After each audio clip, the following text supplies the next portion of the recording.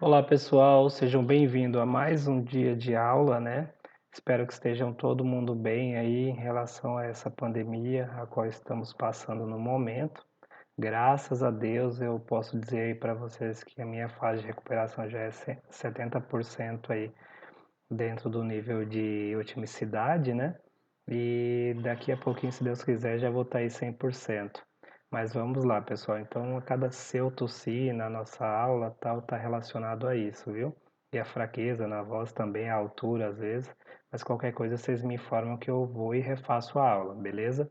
Então vamos lá, pessoal. Hoje estamos aqui para dar continuidade à nossa disciplina de Física do Solo aplicada na irrigação.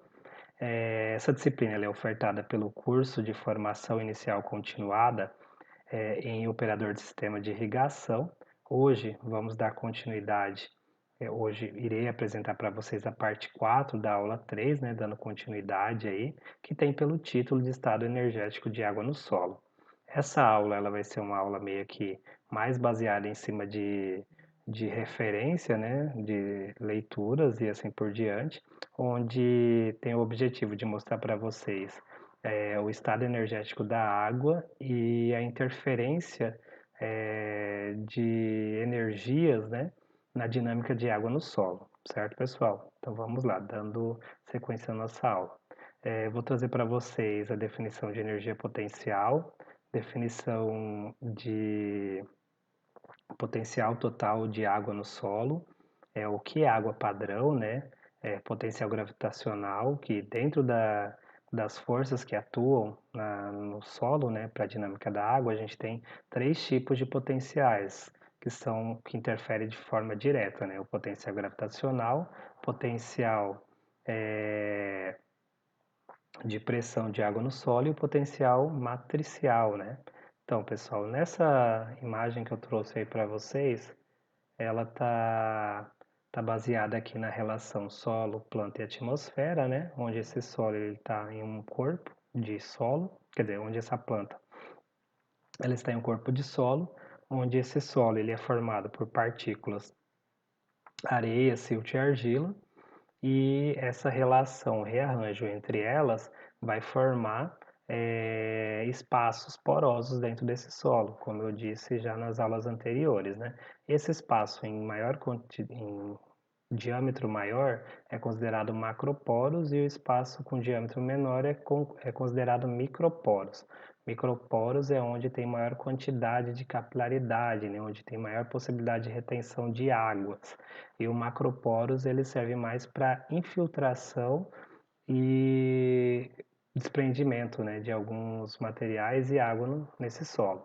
Como eu disse na aula passada, né, a gente tem aqui um reservatório de água em forma de apresentação, né, para trazer aqui para vocês, como se tivesse aqui dentro desse solo.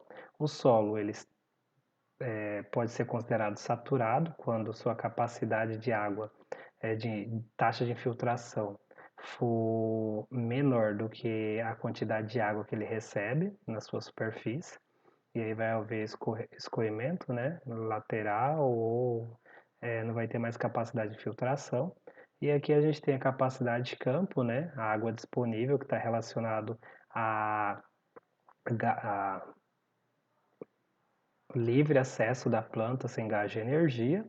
E a gente tem o limite, onde a capacidade de água disponível ela vai da capacidade de campo a ponto de Murch, e esse é o reservatório de água disponível para a planta. Lembrando que nesse ponto aqui a planta vai precisar desenvolver desprendimento de energia, né, gás de energia. E aqui essa faixa vermelha é que se a planta passar esse estado, esse nível, ela pode acabar morrendo devido à falta de água, porque essa água aqui, na verdade a água tem no sistema, mas ela não está livre para a planta, né? Então a planta não consegue extrair essa água presente aqui abaixo do ponto de murcha permanente, certo, pessoal? Então vamos lá, energia potencial. Vou trazer aqui para vocês uma caracterização dessa energia. A grandeza energia, unidade de Joule, no sistema internacional pode ser classificada de diversas formas. Uma subdivisão comum, né, para os diferentes tipos de energia é classificada como energia potencial ou energia cinética. A energia cinética de um corpo deve-se à velocidade instantânea, ou seja, a velocidade depende de movimento, né? A velocidade que esse corpo é afetado de forma instantânea.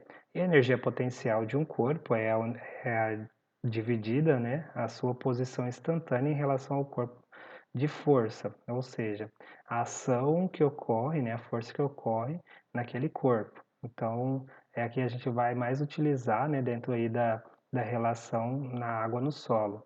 Ela se move, por exemplo, em relação à água no solo, ela se move através do sistema poroso do solo. E aí a gente acaba desprezando aí, né, a energia cinética, só levando em consideração a energia potencial.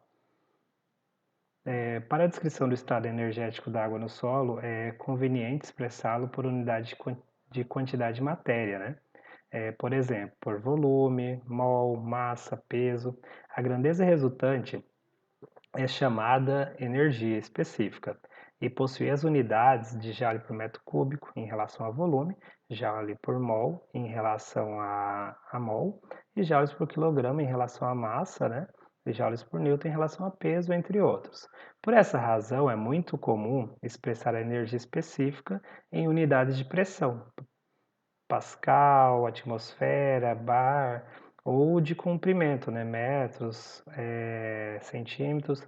E é importante lembrar que elas, de fato, significam respectivamente os joules por metro cúbico, ou, isso no caso de relação de volume, né? Ou joules por newton, né? Em relação a peso. Então vamos lá. Dentro da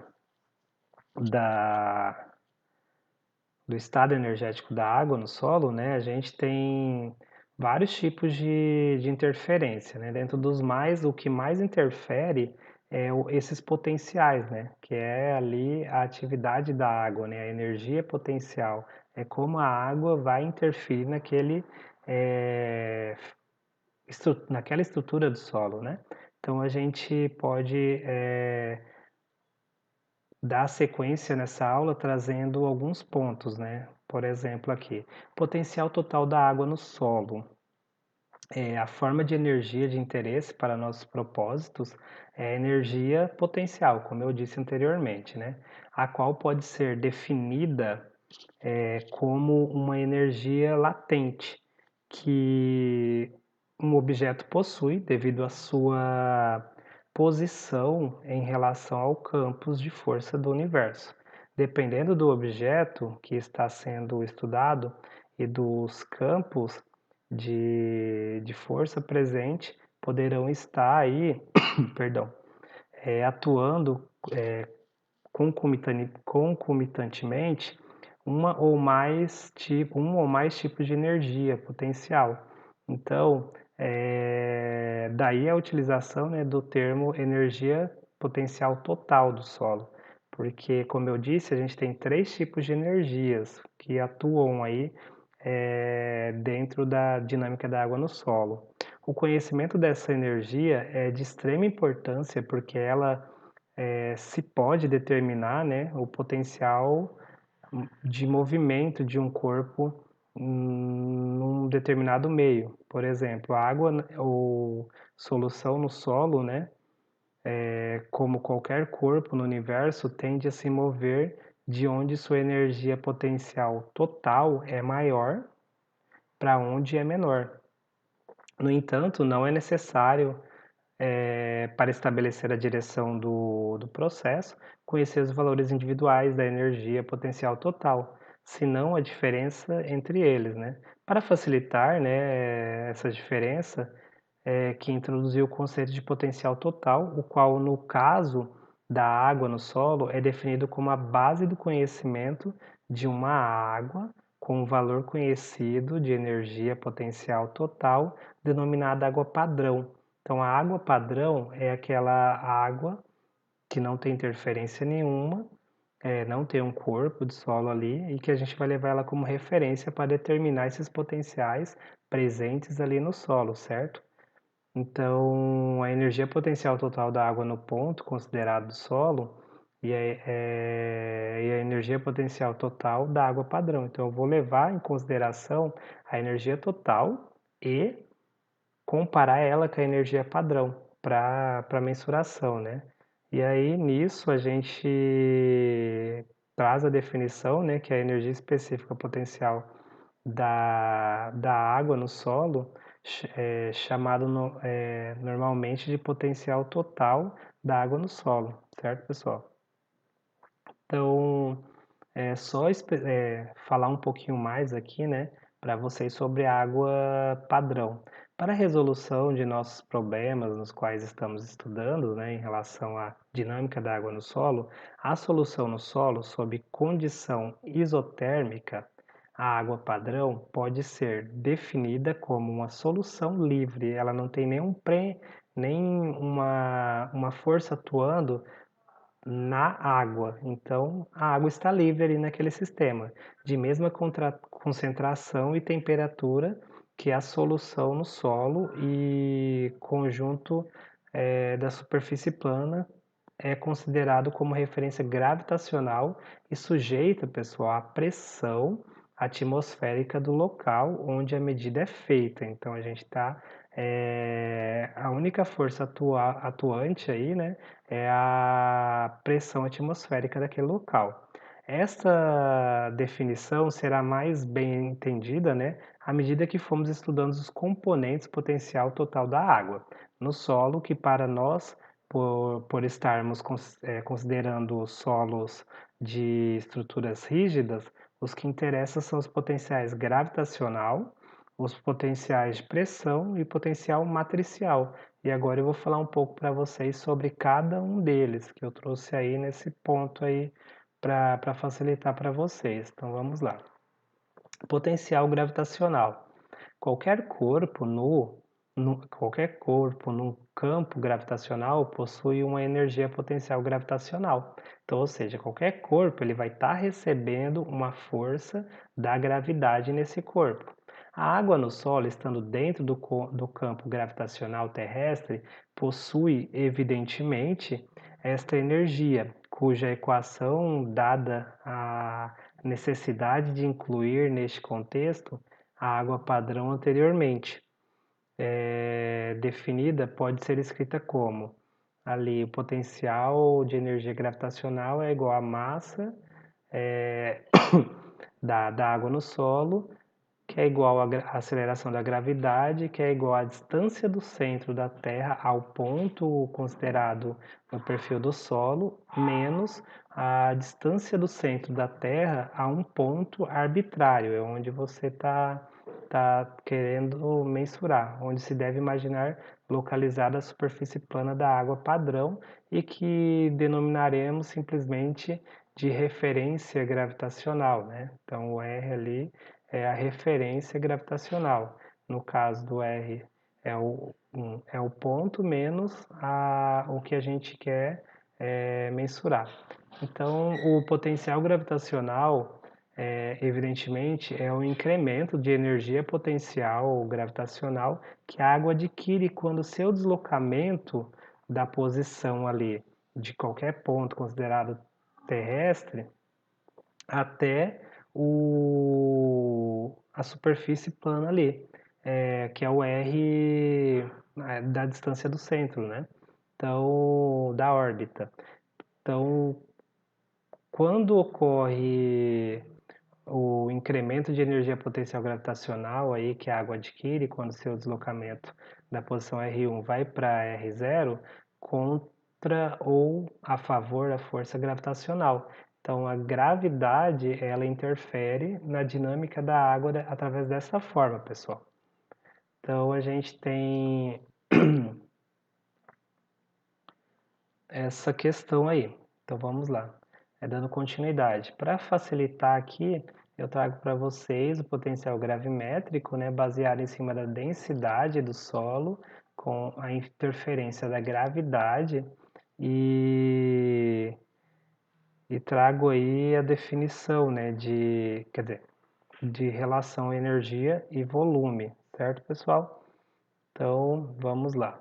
Relação energia e volume, sendo que o sinal de Z e, portanto, de potencial gravitacional dependerá da posição do ponto considerado em relação à referência gravitacional. Isto é, o sinal será positivo se o ponto estiver acima da referência gravitacional. Ou seja, a referência gravitacional é a gravidade, né? Tipo, é a atmosfera. Então a gente está relacionando a isso. E negativo se estiver abaixo e nulo se for no mesmo, se coincide com ela, né? R1 igual a R0. Certo, pessoal? Então, observando as expressões, se dividirmos o valor de potencial gravitacional expresso na unidade energia-volume pela quantidade densidade vezes gravidade, densidade do solo vezes gravidade, obtemos o valor de gravidade na unidade altura de água ou carga hídrica, ou seja, é só pegar, portanto, né, podemos obter aí esse valor de gravidade de potencial gravitacional num determinado ponto, precisando apenas de uma régua, né, para mensurar a distância vertical deste ponto, a posição tomada como referência gravitacional, que a unidade do resultado obtido será em altura de água. Ou seja, se a distância medida for, por exemplo, 1 metro, o valor de gravidade será 1 metro de água se o ponto estiver acima da referência gravitacional e menos 1 metro de água se o ponto estiver abaixo da referência gravitacional, como entendemos agora, entendeu? O significado de 1 metro de água nada mais é do que 1 joule de energia por newton de peso de água, certo, pessoal? Então, aqui eu trago para vocês o segundo potencial, lembrando que a dinâmica da água no solo ela está relacionada principalmente a 3 potenciais. Potencial gravimétrico, acabei de falar, agora o potencial de pressão. Esse potencial de pressão, por exemplo, num solo com estrutura rígida, está este componente do potencial total se manifesta sob uma condição de saturação. Para defini-lo, consideramos o seguinte esquema aí, né? Que no caso está aí. No solo com a estrutura rígida, este componente do potencial total se manifesta sob uma condição de saturação e para definirmos, podemos considerar esse esquema. O pequeno volume de água aí, ó, esse volume de água aqui, VA, em equilíbrio no recipiente do lado direito desta figura é a água padrão, com energia potencial total, né? Zero, E0. Aqui, pessoal, isso daqui é o exemplo do potencial de pressão acima da água padrão com energia potencial total.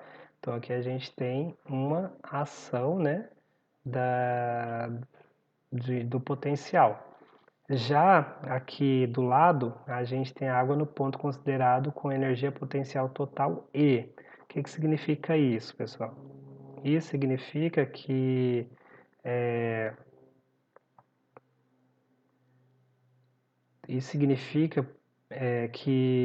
igual o volume de água em equilíbrio no recipiente do lado esquerdo da figura é diferente do primeiro apenas por nele atuar também a pressão da altura da água, que é o Hzinho ali, ó. Então aqui a gente tem a altura da água, ó, aqui é o corpo, o volume de água, certo? Então aqui é o volume de água. Só que com a altura, né, do corpo de água aqui, que a gente tem, acaba interferindo aqui, tem um potencial, uma pressão aqui em cima desse corpo, do volume de água. Então esse é o potencial de pressão, que ajuda aí na forma de escoamento, né, infiltração dessa água no solo ou retenção dessa água no solo, certo, pessoal? Então, a altura dessa água, né? Note então que a única diferença entre os dois volumes é a pressão de água. Então, a pressão de água, né, que é igual ali a densidade do solo vezes a gravidade vezes a altura, que atua no volume da esquerda. Consequentemente, é esta pressão P, né, que toma a energia potencial total do volume de água, VA, da esquerda, no ponto considerando maior do que a energia potencial total e do volume de água. Entenderam, pessoal? Então, perdão. Então, aqui a gente tem o efeito da pressão, nesse caso aqui, a altura de água, né, nesse ponto. Aqui a gente só tem o efeito da atmosfera nesse ponto, certo? Então, vamos lá. O potencial de pressão, ele é definido através da relação energia-volume, né? E onde energia inicial, energia final, menos energia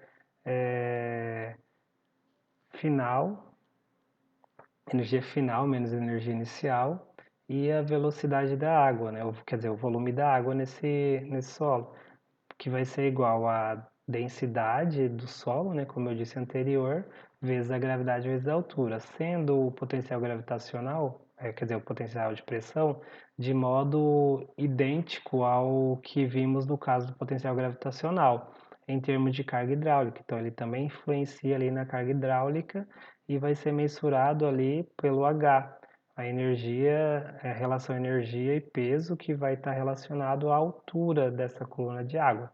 Note, no entanto, que no caso deste potencial de pressão, o H é uma carga hídrica, então é um peso exercido em cima de um ponto, que atua no ponto considerado, certo, pessoal? Então vamos lá. Como se pode ver pela equação, né? O potencial de pressão pode ser determinado medindo o comprimento de altura da coluna de líquido que atua em cima de um ponto medido. No campo, isto é feito inserindo o piezômetro no solo adjacente ao ponto onde se deseja conhecer o potencial de pressão e mede-se a profundidade, né, a altura do ponto abaixo da superfície livre de água no piezômetro. Portanto, o valor do potencial de pressão é sempre positivo ou mínimo igual a zero. Então, o potencial de pressão sempre vai ser positivo ou igual a zero. Ele não vai ser igual lá potencial gravitacional, que ele pode variar de 1 a -1, certo, pessoal? Que quer dizer, de positivo a negativo. Nesse caso, ele sempre vai ser positivo ou no mínimo zero. E ocorre quando o ponto de localização na superfície livre da água. Aqui, por exemplo, o piezômetro é a superfície do solo, o lençol freático, e aqui é um ponto em questão. E aqui é a altura onde está ocorrendo a pressão, então é a altura de água. Ilustração da medida de potencial de pressão num determinado ponto no solo abaixo de um lençol freático por meio de um piezômetro. Então aqui, além dele sofrer a ação gravitacional aqui em cima, né, o potencial gravitacional, aqui tem o lençol freático, ele está sofrendo uma carga hídrica, né, um peso hídrico. E aí essa mensuração, a altura que vai do lençol freático até esse ponto é considerado aí a carga hídrica, a pressão que esse ponto tá, pressão hídrica que esse ponto está sofrendo. E por fim, pessoal, potencial matricial. Vamos lá. Consideremos um determinado volume de solo não saturado. Não saturado, perdão. E aí esse volume, ele está relacionado aí com que não houve, né, um período, um turno de rega, um período de molhamento, certo? É fácil verificar que para retirar a quantidade de água em equilíbrio nele existente, é necessário um despendimento de energia, porque o solo ele não está saturado, então as forças ali atuantes, elas são bastante grandes, né? Que nem a gente tem as forças mátricas, que é onde segura a água que vai estar nesse solo. depois, porque o solo não está saturado, então a gente parte daquele princípio que se o solo vai secando, as forças elas vão aumentando para segurar aquela água naquele solo. Então a retirada desse solo, seja pelas raízes ou infiltrar desse solo não, dessa água, seja pelas raízes ou pela infiltração, vai se tornando cada vez mais difícil, certo? Isso nos leva a concluir que o solo retém a água no seu espaço poroso com forças cujas a intensidade aumenta conforme a quantidade de água nele diminui. Essas forças, por se manifestarem, né, devido à presença da matriz no solo, são denominadas de forças matriciais. Então, ali. Aqui trago para vocês as duas principais forças matriciais. Temos as forças de capilaridade e a força de adsorção. Distingue-se, né, esses dois tipos aí, onde as forças capilares representam pela retenção da água nos microporos dos agregados. Já as forças de adsorção representa pela retenção da água na superfície das partículas do solo. Quantificar a contribuição de cada um desses tipos de força no potencial matricial praticamente é impossível, né? Porque é a nível de partícula, na faixa do conteúdo de água no solo que as plantas normalmente desenvolvem, né? O que se pode fazer em termos quantitativos é que logo após a drenagem livre, né, de um solo através ali do potencial de gravitacional e potencial de pressão,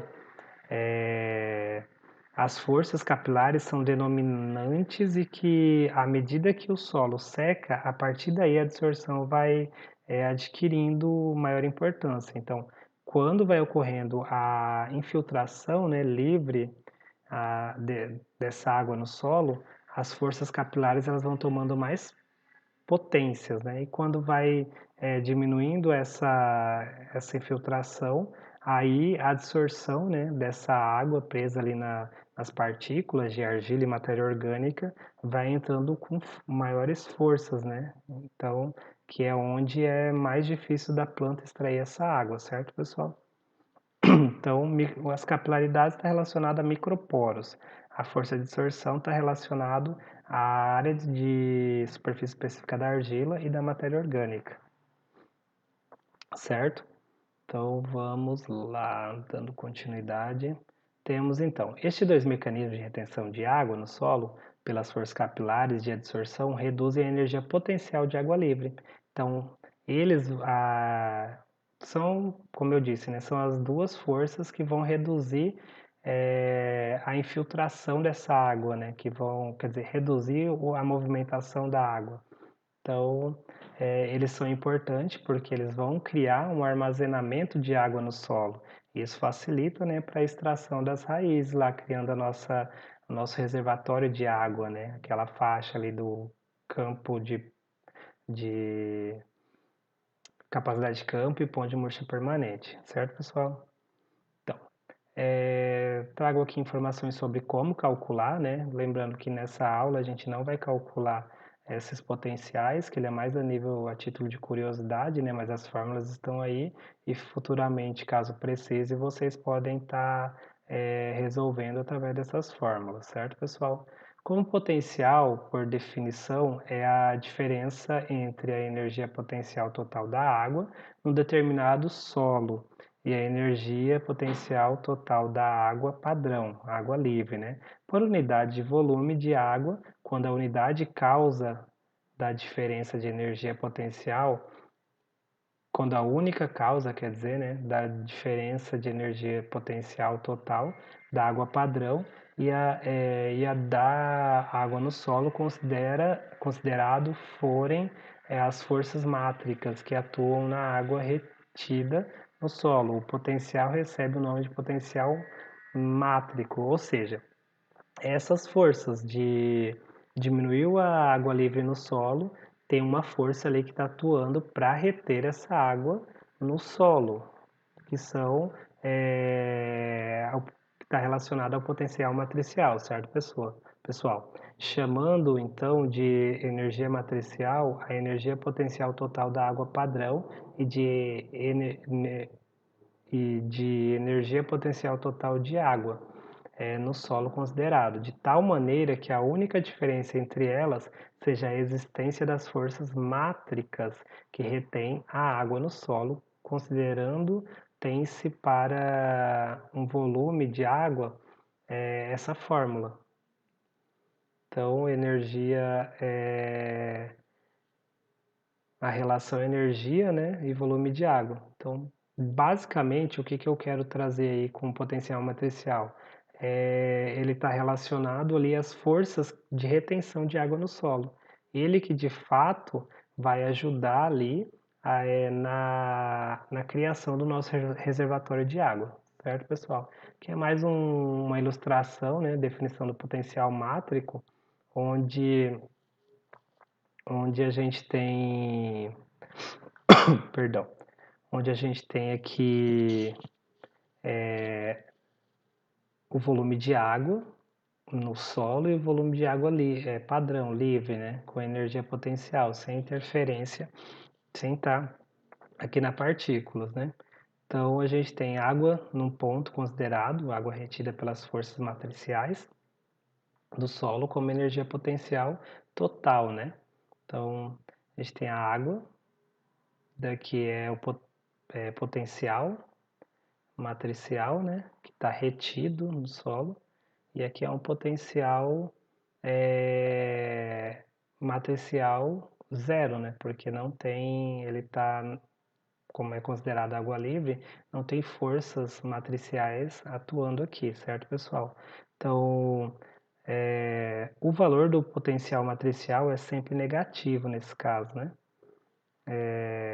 Daí dizer-se também que o potencial mátrico é igual ao trabalho por unidade de volume de uma água gasto para liberar a água da influência da força mátrica, né?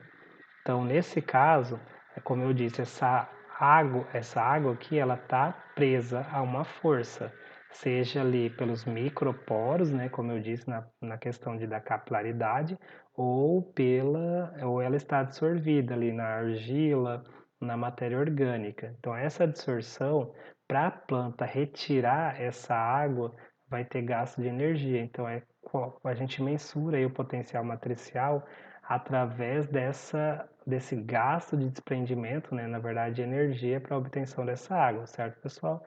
Então, em relação a isso, é uma síntese geral, né, que eu trago para vocês sobre a dinâmica de água no solo. A gente tem aí, qual a importância de se conhecer os potenciais de energias presentes no solo? Justamente para vocês conhecerem como que é formado o reservatório de água no solo, quais forças atuam, né, e qual potenciais atuam na infiltração, na retenção e na dinâmica da água desse solo, né? Então, por exemplo, vai ouvir o potencial gravitacional em cima, né, onde a água vai infiltrar por forças gravitacionais, potencial de pressão, onde vai ter uma carga hídrica, né, para infiltração dessa água e retenção dessa água, e por fim a potencial matricial, que é a atuação de forças mátricas que vão reter essa água no solo, formando aí o seu reservatório, certo, pessoal?